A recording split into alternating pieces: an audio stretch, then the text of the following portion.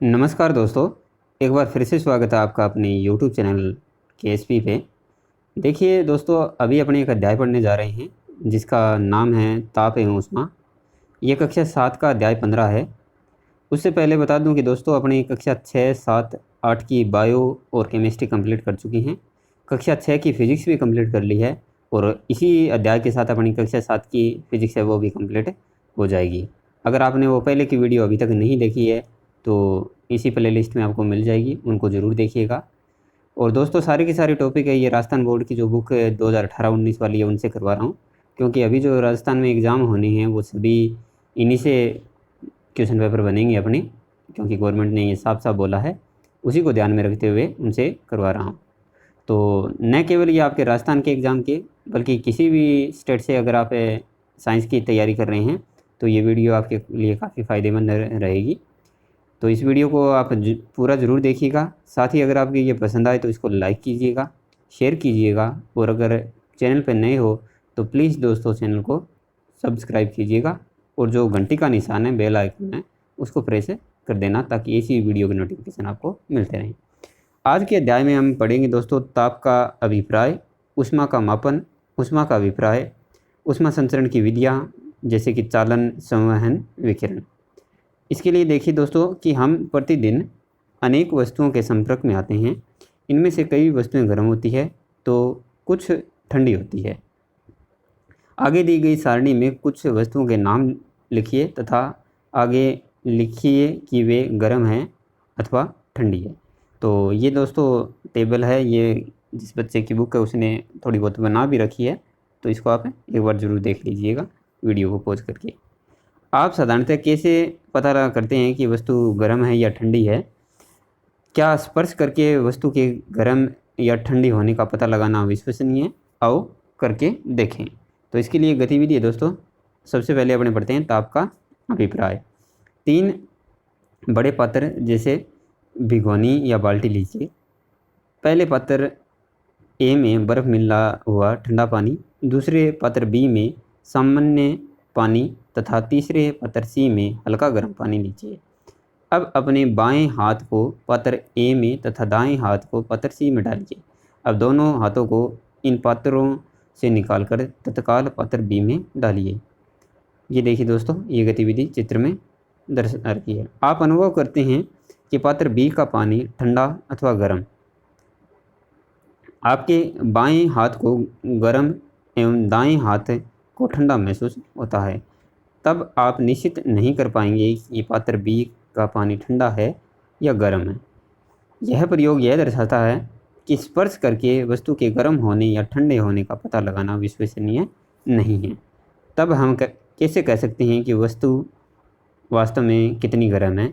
किसी वस्तु का अन्य वस्तु की तुलना में गर्म अथवा ठंडा होने की स्थिति का जिस गुण से पता चलता है उसे वस्तु का ताप कहते हैं। तो अपने नोट्स में अच्छे से नोट कीजिएगा वस्तु का ताप क्या है, जो अपने को ये बताए कि कौन सी वस्तु गर्म है और कौन सी ठंडी है। इस स्थिति का यानी इस गुण का बताइए अपने। वस्तु के ताप को मापने के लिए थर्मामीटर यानी तापमापी का उपयोग किया जाता है। वस्तु के लिए गर्म या ठंडी वस्तु का प्रयोग नहीं करके हम कहते हैं कि वस्तु का ताप अधिक है या कम है। गर्म अथवा ठंडा होना ताप की तुलनात्मक स्थिति को व्यक्त करता है। जैसे बर्फ़ का ताप गुनगुने पानी की तुलना में कम, किंतु उबले हुए पानी का ताप बर्फ़ एवं गुनगुने पानी की तुलना में अधिक है। अब पढ़ते हैं अपने ताप का मापन। ताप का मापन कैसे करते हैं इसके लिए देखिए। वस्तुओं का ताप ज्ञात करने के लिए जिस उपकरण का उपयोग किया जाता है उसे थर्मामीटर यानी तापमापी कहते हैं। तापमापी कई प्रकार की होते हैं, जैसे प्रयोगशाला तापमापी, गैस तापमापी, एल्कोहल तापमापी, डिजिटल या अंकीय तापमापी। इस अध्याय में हम प्रयोगशाला तापमापी एवं डॉक्टरी तापमापी का अध्ययन करेंगे। सबसे पहले पढ़ते हैं अपने प्रयोगशाला तापमापी। तो इसके लिए गतिविधि है, आपके विद्यालय में उपलब्ध थर्मामीटर का ध्यानपूर्वक अवलोकन कीजिए। यह एक कांच की लंबी और एक समान आंतरिक व्यास की पतली नली होती है। इसमें पारा भरा होता है। नली का एक सिरा एक बल्ब से जुड़ा होता है, इसका दूसरा सिरा बंद होता है। तापमापी के ऊपर एक पैमाना बना होता है। यह पैमाना सामान्यतः सेल्सियस पैमाना होता है। सेल्सियस पैमाने पर ताप के मानों को डिग्री सेंटीग्रेड या डिग्री सेल्सियस से व्यक्त करते हैं। इस तापमापी का ध्यानपूर्वक अवलोकन करके बताइए कि इसके पैमाने का अधिकतम व न्यूनतम मान कितना है।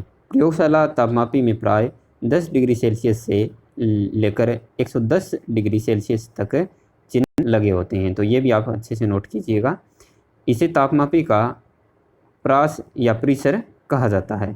तापमापी से ताप का मापन कैसे करते हैं, इसके लिए देखिए दोस्तों, ये प्रयोगशाला तापमापी दर्शा रखी है चित्र में, इसको भी आप देखिएगा। ये गतिविधि देखते हैं कि पूर्व की गतिविधि में किए गए तीनों पात्रों ए, बी व सी में भरे पानी में बारी बारी से थर्मामीटर का बल्ब वाला सिरा डुबोकर थर्मामीटर के पारे के तल को स्थिर होने तक रुकिए तथा थर्मामीटर का पाठ्यांक नोट कीजिए। यहाँ इस बात का ध्यान रखिए कि थर्मामीटर का बल्ब बर्तन की तली या दीवार को स्पर्श नहीं करे। यह भी ध्यान रखें कि थर्मामीटर ऊर्ध्वाधर रहे, तिरछा नहीं। पाठ्यांक लेते समय दृष्टि को पारे के तल के समानांतर रखें। अब दूसरा है अपने डॉक्टर तापमापी। इसके लिए देखिए कि हमारे शरीर का तापमान ज्ञात करने के लिए जिस तापमापी का उपयोग किया जाता है उसे डॉक्टर तापमापी कहते हैं। इसमें सेल्सियस व फ़ारेनहाइट दोनों पैमानों पर चिन्ह अंकित होते हैं। इसकी नली में भी पारा भरा होता है। डॉक्टर तापमापी को ध्यान से देखिए। बल्ब के बाहर नली में पारे की एक पतली चमकीली धारी दिखाई देती है। यदि पारे की यह धारी आपको दिखाई नहीं दे तो इसे थोड़ा सा घुमाकर देखने पर यह दिखाई देगी। डॉक्टरी थर्मामीटर से केवल शरीर का ताप ज्ञात किया जाता है, जो कि 35 डिग्री सेल्सियस से 42 डिग्री सेल्सियस के मध्य होता है। तो ये भी आपको अच्छे से नोट करना है। अतः डॉक्टर तापमापी की प्रास है ये 35 डिग्री सेल्सियस से 42 डिग्री सेल्सियस के मध्य होती है। यह फ़ारेनहाइट पैमाने में 94 फ़ारेनहाइट से लेकर 108 फ़ारेनहाइट होती है। मानव शरीर का जो औसत ताप है दोस्तों, ये 37 डिग्री सेल्सियस या 98.6 फ़ारेनहाइट होता है। बुखार आने पर शरीर का ताप बढ़ जाता है। ये डॉक्टरी तापमापी चित्र में दर्शा रखी है। आओ करके देखें एक गतिविधि और है। डॉक्टरी तापमापी लेकर इसके बल्ब को अपनी मुंह में जीभ के नीचे कुछ देर के लिए रखकर बाहर निकालिए। अब इसके पारे का तल देखकर तापमान ज्ञात कीजिए। इसे अपनी नोटबुक में अंकित कीजिए। अब इसे प्रतिरोधक यानी एंटीसेप्टिक घोल से धोकर किसी अन्य विद्यार्थी के शरीर का ताप ज्ञात कीजिए। इस प्रकार अन्य विद्यार्थी के शरीर का ताप ज्ञात करके आगे दी गई सारणी 15.2 में अंकित कीजिए। डॉक्टरी तापमापी को मुंह से बाहर निकाल लेने पर भी पारे का तल नहीं गिरता है और न ही ऊपर जाता है। ऐसा इस तापमापी में बल्ब के पास स्थित एक विभंग या किंक के कारण होता है, जो पारे के तल को अपने आप ऊपर या नीचे जाने से रोकता है। इसलिए प्रत्येक बार ताप लेने से पूर्व इस तापमापी को हाथ में कसकर पकड़कर झटका देते हैं ताकि पारे का तल नीचे चला जाए। आपने देखा भी होगा, डॉक्टर भी जब थर्मामीटर को अपनी जीभ के नीचे लगाता है तो उससे पहले थोड़ा सा उसको छिटका देता है, यानी उसको थोड़ा सा हिला के फिर अपने को जीभ के नीचे लगाने को कहता है। अब देखिए, ये आप टेबल पर देख सकते हैं, वीडियो को रोक के।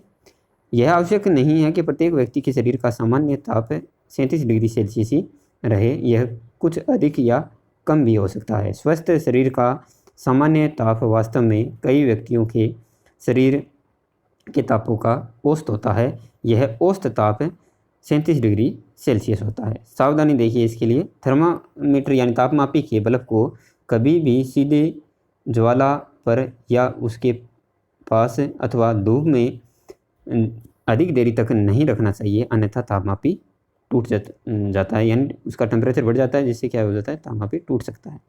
ये दोनों तापमापी, एक तो डिजिटल और एक है जो तापमापी न्यूनतम वाला है, वो दर्शा रखा है।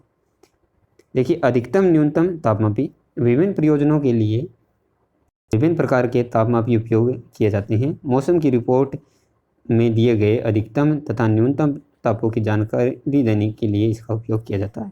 और अंकीय या डिजिटल तापमापी वो क्या है कि पारा एक विषाक्त पदार्थ है और यदि पारे का तापमापी टूट जाए तो उसका पारा बिखर जाएगा, जो किसी के खाने में आ जाने पर शरीर के लिए नुकसानदायक होता है। इसलिए आजकल अंकीय तापमापी यानी डिजिटल थर्मामीटर का प्रयोग बढ़ रहा है। अब पढ़ते हैं अपने ऊष्मा का अभिप्राय। ऊष्मा का अभिप्राय क्या होता है? देखिए, ऊष्मा एक प्रकार की ऊर्जा है जिसका स्थानांतरण एक वस्तु से दूसरी वस्तु में होता है।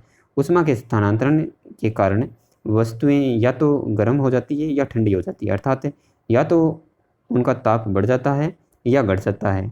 ऐसा क्यों होता है, आओ करके देखें।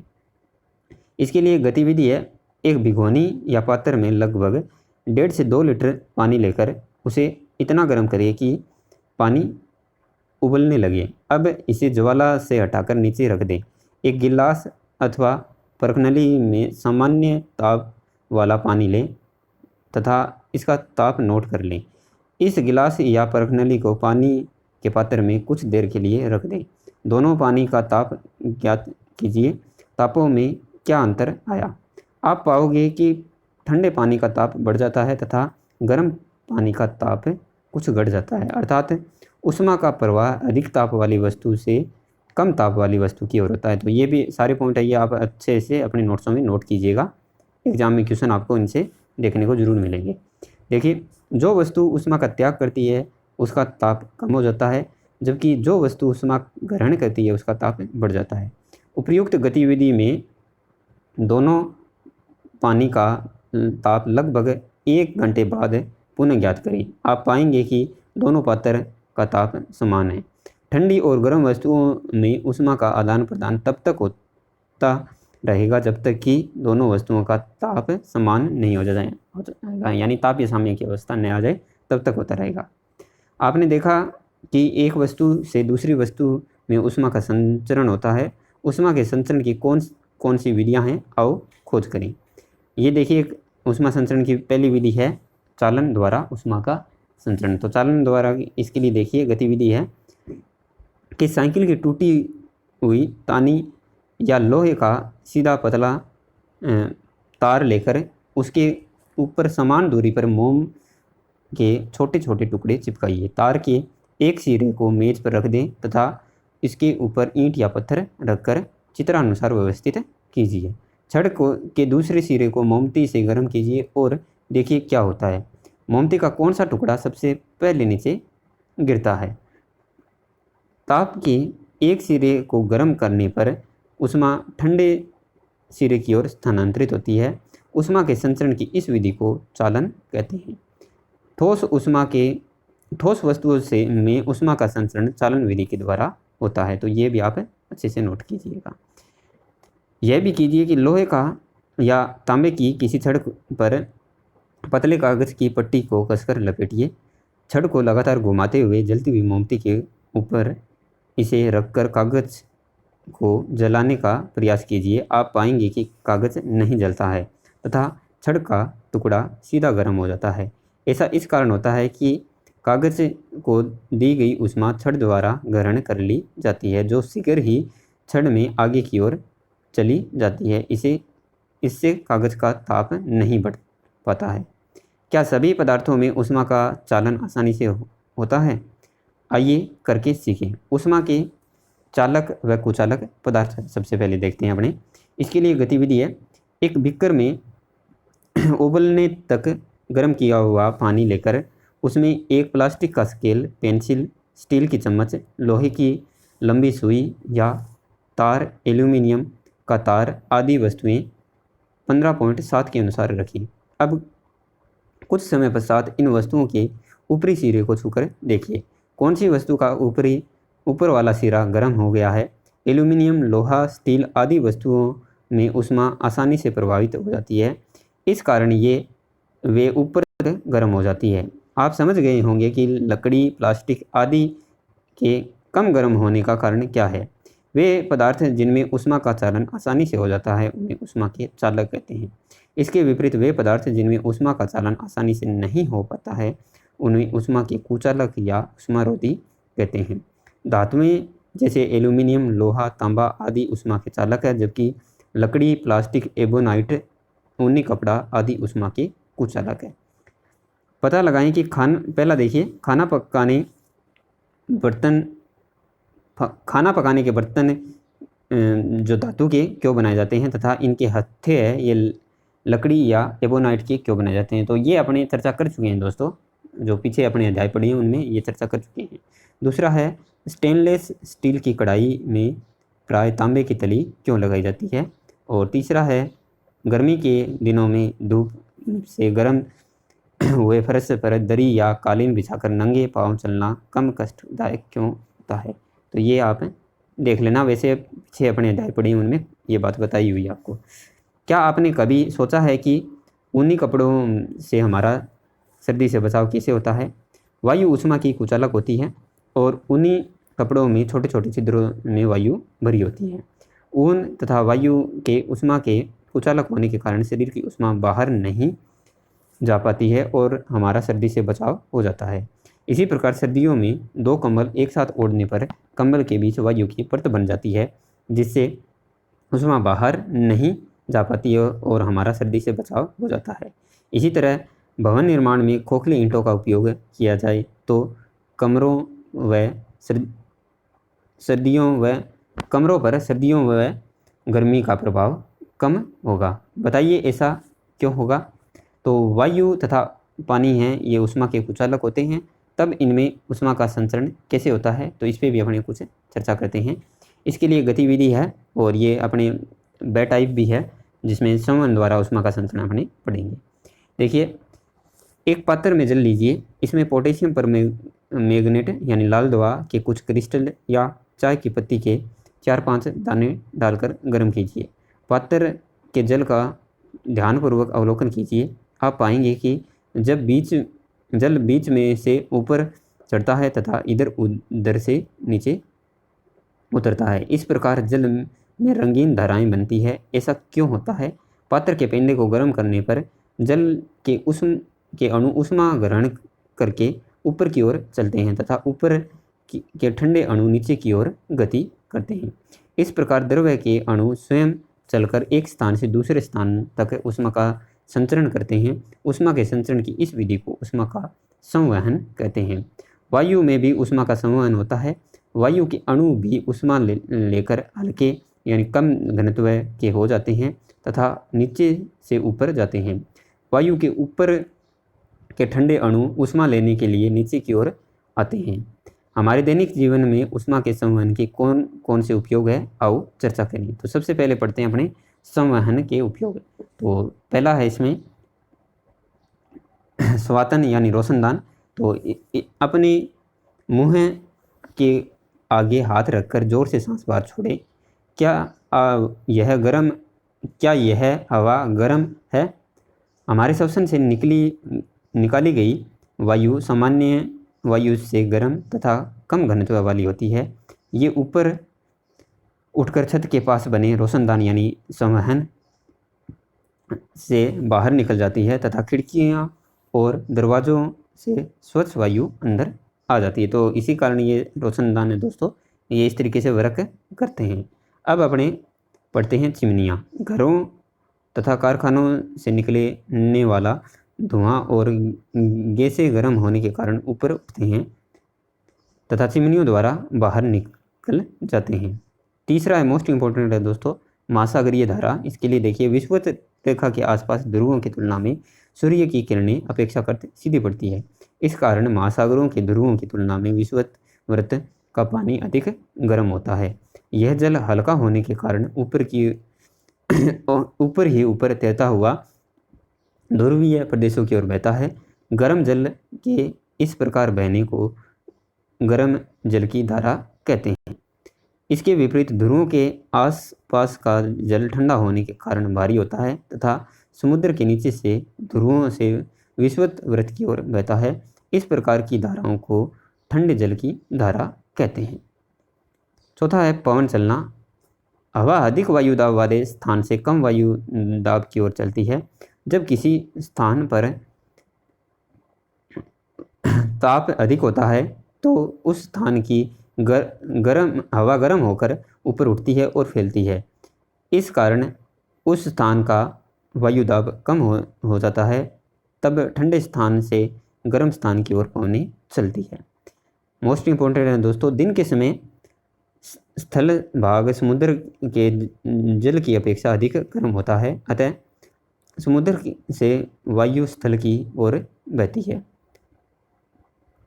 इसे समुद्र समीर कहते हैं। ये चित्र में भी देखिए दोस्तों, आपको जो पहला दिखा रखा है ये समुद्र समीर है, किंतु रात्रि में स्थलीय भाग जल्दी ठंडा हो जाता है, अतः स्थल से समुद्र की ओर हवा चलती है और इसे थल समीर कहते हैं। तो ये दूसरा जो दोस्तों है ये थल समीर दर्शा रखा है। गर्मियों में समुद्र से मानसूनी हवाएं भी इसी कारण चलती है और वर्षा होती है। ये दोनों चित्र में दर्शा रखे हैं, अच्छे से इनको देखिएगा। क्या ऊष्मा का संचरण बिना किसी माध्यम या निर्वात के हो सकता है? तो अब अपने पढ़ते हैं 6 पॉइंट है वो अपना, विकिरण द्वारा ऊष्मा का संचरण। तो इसमें देखिए, पृथ्वी और सूर्य के बीच अधिकांश स्थान रिक्त है, अर्थात निर्वात है। निर्वात उस स्थान को कहते हैं जहाँ हवा नहीं होती, यानी वायु नहीं होती है, अतः निर्वात में किसी भी पदार्थ के अणु नहीं होते हैं। सूर्य से निकलने वाली ऊष्मा प्रकाश के रूप में निर्वात से चलकर पृथ्वी तक पहुँचती है। जिस विधि में बिना किसी माध्यम के निर्वात में भी ऊष्मा का संचरण होता है उसे विकिरण कहते हैं। विकिरण द्वारा ऊष्मा के स्थानांतरण में ठोस, द्रव या वायु माध्यम की आवश्यकता नहीं होती है। विकिरण वास्तव में प्रकाश की भांति विद्युत चुंबकीय तरंगें होती है, जो प्रकाश की गति से निर्वात में भी चल सकती है। जब हम किसी हीटर या अंगीठी के सामने बैठे होते हैं तो हमें ऊष्मा विकिरण द्वारा ही प्राप्त होती है। किसी गर्म बर्तन को चूल्हे से हटाकर नीचे रख देते हैं तो वह विकिरण द्वारा उसी ऊष्मा वातावरण को देता है तथा ठंडा हो जाता है। अपनी ऊष्मा है वो वातावरण को देता है तथा ठंडा हो जाता है। इसी प्रकार हमारा शरीर भी विकिरण द्वारा वातावरण से ऊष्मा लेता है तथा वातावरण को ऊष्मा देता है। जब वस्तु पर ऊष्मीय विकिरण गिरते हैं तो निम्नलिखित क्रियाएं होती हैं। तो सबसे पहली है परावर्तन। जब वस्तु पर आपतित होने वाले विकिरण ऊर्जा के कुछ भाग का वस्तु द्वारा परावर्तन हो जाता है और चमकीली वस्तुएं अच्छी परावर्तक होती है, जैसे कि धातुएं। दूसरा है अवशोषण। वस्तु पर आपतित होने वाली विकिरण के कुछ भाग का वस्तु द्वारा अवशोषण कर लिया जाता है, फलस्वरूप वस्तु गर्म हो जाती है और उसका ताप बढ़ जाता है। जब हम धूप में जाते हैं तो हमें गर्मी इसी कारण लगती है। इसी से बचने के लिए हम छाते का प्रयोग करते हैं अथवा छाया का सहारा लेते हैं। सफ़ेद तथा हल्के रंग की वस्तुओं की तुलना में काले रंग या गहरी रंग की वस्तुएं विकिरण का अधिक अवशोषण करती है। अब क्या आप बता सकते हैं कि गर्मियों में गहरे रंग के कपड़े पहनने पर हमें गर्मी अधिक क्यों लगती है? और तीसरा है पारगमन। जब विकिरण किसी पारदर्शी वस्तु पर गिरते हैं तो अवशोषण व परावर्तन के साथ साथ उनका पारगमन भी होता है। यह भी जानिए दोस्तों कि सूर्य से पृथ्वी तक ऊष्मा विकिरण द्वारा ही पहुंचती है। सूर्य के अतिरिक्त भट्टी, चूल्हे, स्टोव, मोमबत्ती, बिजली के बल्ब आदि में से भी ऊष्मीय विकिरण निकलते हैं। सामान्य ताप वाली वस्तुओं जैसे गर्म चाय, प्राणियों, पानी, पृथ्वी पर स्थित वस्तुओं, यहाँ तक कि बर्फ़ से भी विकिरण का उत्सर्जन होता है। ऊष्मा का यह विकिरण एक प्रकार की तरंगों, जिन्हें अवरक्त किरणें कहते हैं, द्वारा होता है। पृथ्वी से निकलने वाली इन अवरक्त किरणों का अधिकांश भाग अंतरिक्ष में चला जाता है। इसी कारण पृथ्वी रात्रि में ठंडी हो जाती है। ये पाठ का सार है दोस्तों। वीडियो को रोक के यानी पॉज करके आप ज़रूर देखिएगा। अब इसके कुछ क्वेश्चन हैं वो करते हैं। आपके कितने क्वेश्चन सही होते हैं कमेंट सेक्शन में आपको ज़रूर बताना है। पहला देखिए, प्रयोगशाला तापमापी में निम्नलिखित में से किस पदार्थ का उपयोग किया जाता है? तो किसका किया जाता है दोस्तों? इसका राइट आंसर ब हो जाएगा, पारा। जब पदार्थ के अणु स्वयं चलकर ऊष्मा का एक स्थान से दूसरे स्थान तक स्थानांतरण करते हैं तो ऊष्मा संचरण की यह विधि कहलाती है। तो क्या कहलाती है दोस्तों? संवहन कहलाती है। तो इसका राइट आंसर हो जाएगा ब, संवहन। वस्तु के गर्मपन या ठंडेपन को माप को कहते हैं। तो क्या कहते हैं दोस्तों? तो अपने इसको तापमापन कहते हैं। तो इसका राइट आंसर तापमापन हो जाएगा। धातु के चम्मच को आइसक्रीम के प्याले में डुबोकर थोड़ी देर रखते हैं तो वह खालिस्तान हो जाएगा तो क्या हो जाएगा, ठंडा हो जाएगा दोस्तों। और स्टील की कढ़ाई में तांबे की तली लगाई जाती है क्योंकि तांबा ऊष्मा का अच्छा चालक है और ऊष्मा का प्रवाह है उच्च ताप वाली वस्तु से निम्न ताप वाली वस्तु की ओर होता है। वायु तथा जल ऊष्मा के क्या है दोस्तों, कुचालक है, ये अपने पढ़ चुके हैं। तो आपके कितने क्वेश्चन आपको आते थे दोस्तों, कमेंट सेक्शन में आप जरूर बताइएगा। आशा करता हूँ कि ये वीडियो आपकी पसंद आया है। अगर पसंद आया तो इसको एक पॉजिटिव कमेंट के साथ लाइक कीजिए, शेयर कीजिए, और हमारी कुछ कमियां नज़र आई है तो वो भी आप कमेंट सेक्शन में ज़रूर बताइए ताकि आगामी वीडियो में हम सुधार सकें। तो दोस्तों मिलते हैं नेक्स्ट वीडियो में एक नए टॉपिक के साथ, तब तक के लिए जय हिंद, वंदे मातरम।